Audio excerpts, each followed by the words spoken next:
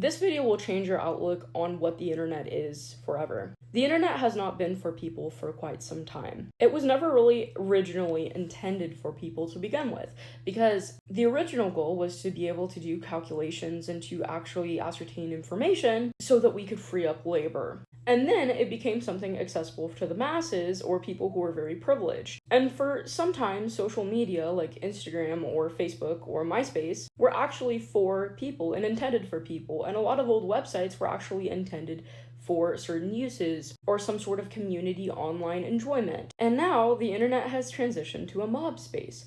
No, I'm not talking about the organized crime affiliations, but I'm talking about literal like pitchfork mobs. Think about the Salem witch trials type of mobs. What the internet does is it encourages people to join these kind of mob or what I like to call hive mentalities. And it's all a part of the algorithm and a part of attention economy. Most of these social media companies don't make their money from users joining, but actually from the data that they can get from the users that they have. We have now surpassed the time where joining is a form of income, and now attention economy is. Now you have thousands of people joining brand deals or trying to get people to buy things. Social media in this particular corner of the internet is just a vessel for consumerism. And it's really interesting to see how that works, but also with attention economy when it comes to the idea of villainization and the idea of internet morality, what I like to call it. Morality is ultimately what the mob thrives, or the hive. And cancel culture is the driving force of this. Think about it. You see someone do something very problematic, you all try to cancel them, and usually that creator ends up coming back. Notorious people would be like someone like James Charles, who has done something horrific.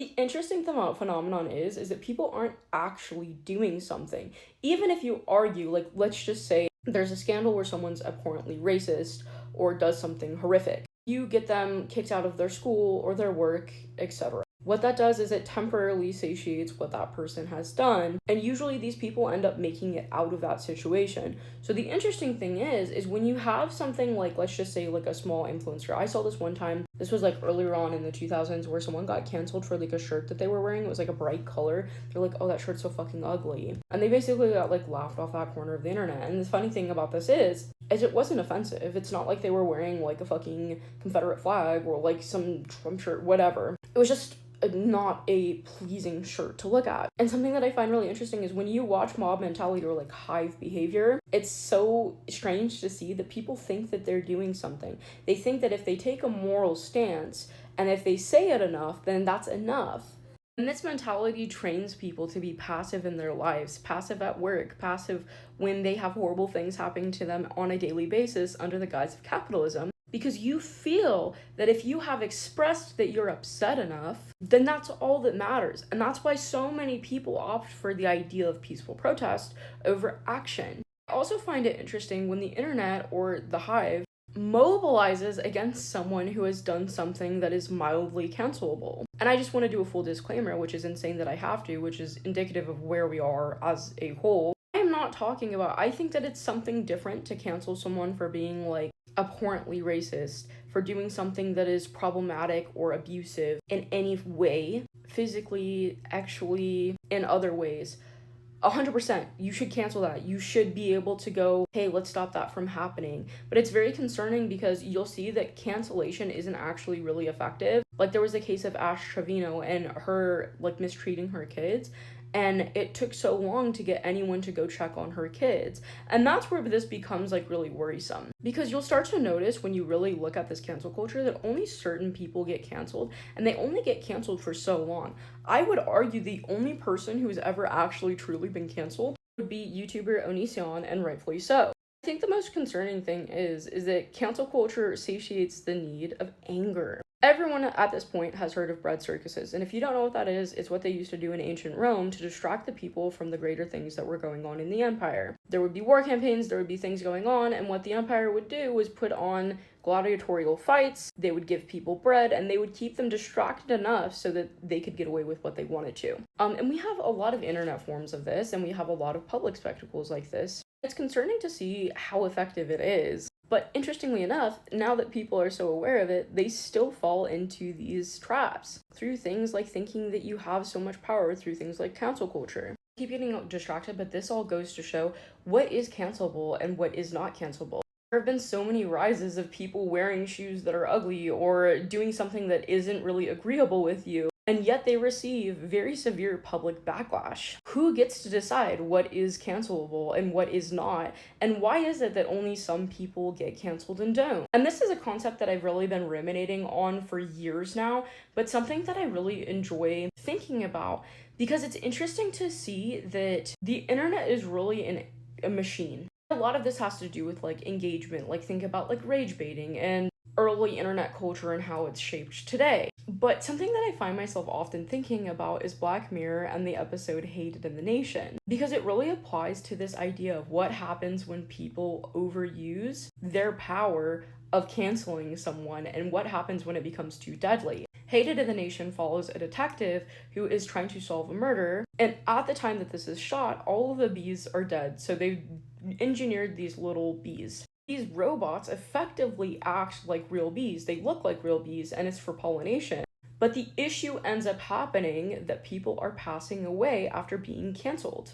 A rapper ends up calling a kid stupid on live television, and everyone on Twitter decides to use this hashtag #death2. The next day, this rapper passes away, and it's revealed that these bees are the things that are doing it. Someone hacked them, and they're getting people to kill people basically by using this hashtag #death2. There's a girl who ends up getting wasted and pisses on a national monument, and the hashtag is used, and they try to save her, and it's ineffective. This episode is a very clear commentary not only on technology and the dangers of having technology that can be easily hackable, which you can compare to something like Tesla or Waymo, but it also shines a commentary on what happens when we cancel people. What gives us the idea and morality to say, like, this is cancelable? And what do we consider heinous to begin with? Another really good episode that deals with the idea of justice and putting out justice is White Bear, wherein a woman wakes up in a house and she sees a weird symbol on her TV. She's trying to figure out where she is. People are recording her. There are people who aren't recording her, and they pick her up in a van and they have to get to a safe zone. In the episode, some heinous things happen and she ends up getting to the safe zone only to be knocked out. It turns around and it's revealed that this is a human zoo. The woman and her boyfriend allegedly killed a little girl, and the only thing that was found at the scene was a white bear. This woman is sentenced to be tortured for the rest of her life in a human zoo. They wipe her memory every single day, and she goes through it again and again and again. And this episode kind of like goes into the whole idea of like what cancel culture is, but also what do we do when something heinous has happened, and when do we take it too far? And I feel like a lot of these conversations and ideas are really not being played out online because it's much easier to just say, I'm going to conform to the idea of morality and to these kind of ideas of what is good and what is not, and that's my piece.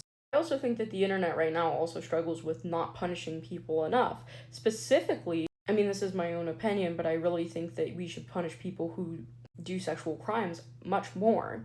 These crimes, which are some of the most heinous, are not taken seriously in society. We as a people are disgusted, rightfully so, but this kind of behavior is so embedded in countries like the United States that even forms of government and the highest administrator have partaken in them, and we cannot do anything about it. These are all really interesting topics and ideas, and I apologize if I repeated myself. I've been re-recording this, but this is something that's really been on my mind. At this point, I know I'm shadow banned. I don't think I'm gonna get any views or anything, but I think that it goes to say that there should be a conversation, and someone needs to be a voice of reason and talk about what happens when we take things too far and what happens when we don't take things far enough. And I'm not really seeing conversations like this happen anymore. When you talk about cancel culture and you don't automatically jump the boat and say, yes, oh my gosh, this is the best thing ever, it's very, very controversial. But the thing is that I think that some people should be canceled for certain fucking crimes. But at what point is it too much? Same thing, like if you look at the contestants of Love Island, there have been many suicides because of cancel culture. Some of these women have been canceled so much that they have taken their own lives. And this is where it leads into a whole other dialogue and conversation, an active conversation with people. What should be canceled? How should we cancel these people? And what should we do? Instead of just behaving like the mob And then when someone gets canceled for something that isn't really wrong, like for example, takes, no one apologizes, it's really interesting to see what pans out. I'll do a part two on this, but let me know what you think.